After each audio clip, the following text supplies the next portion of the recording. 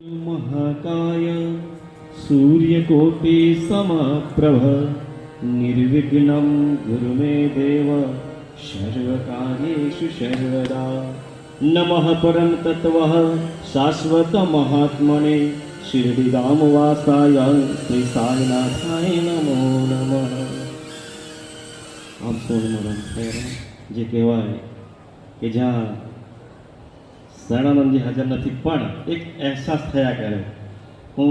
2 દિવસની તમને વાત કહું કે જે રીતે કહેવાય કે કોઈ આપણી સાથે દરરોજ રહેતા હોય અને કદાચ થોડો ક્ષણ માટે પણ અલગ થાય, જ્યારે એક અનુભવ થયો 2-3 દિવસ ગયાને કે ફોન નથી આવ્યો શરણાનંદજીનો, તો રાહ જોઉં છે અને કહેવાય છે કે જે દિવસે ફોન કર્યો તે દિવસે કે વ્યસ્ત હતા અને બીજે દિવસે મનમાં થયા કરે આજે તો આવવો જ જોઈએ ફોન, અને ખરેખર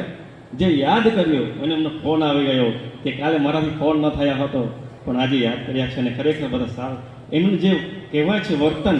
આપણને ખેંચી લાવે છે। અને જે સમયની વાત છે કે જ્યાં વિજય બાપુ વિરાજમાન છે, ખરેખર જે બાપજીએ કહ્યું કે કથા જે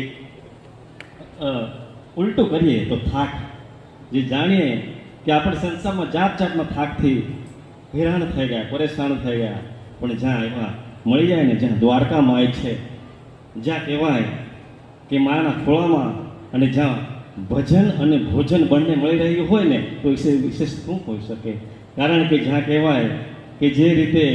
બાપજીએ કહ્યું કે જે સદગુરુનો કહેવાય છે કે એક બધા પર આશીર્વાદ રહેવો જોઈએ, ને હું તો જે આ તમે કદાચ અંતરે સાંભળ્યું કે જે કથા માટે મેં આ સાંઈ કથા એટલા માટે કરી રહ્યો છું કે બાબાને કહેવાય છે કે લીલા કહેવાય કે જેણે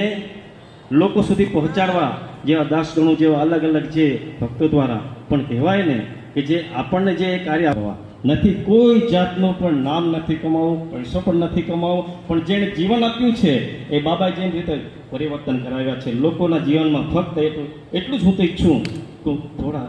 પરિવર્તન થઈ જાય આપણા જેવા પામર જેવડાને મુખેથી, એ જ ખરેખર સૌભાગ્યવાનો। અને જે કહેવાય છે કે કાલનું નાનકડું તમને ઉદાહરણ આપી દઉં કે જે સમયે અહીં સત્ય સાંઈ બાબાનું જે રથ આવ્યું, પાદુકા આવી હતી અને તે દિવસે પણ લોકો ઘણા બધા દર્શન માટે આવ્યા હતા। હવે અમે પણ આવ્યા, ટાઈમના અભાવને કારણે દર્શન કર્યા, ઉદી પણ લીધી, પણ સત્ય સાહેબનો ફોટો રહી ગયો। હવે વિચાર કરીએ નીકળી ગયા એ લેવો જોઈતો હતો, પણ કહેવાય ને કે જે સાંઈજીના માટે વિચાર કરીએ કે આ કાર્ય રહી ગયું છે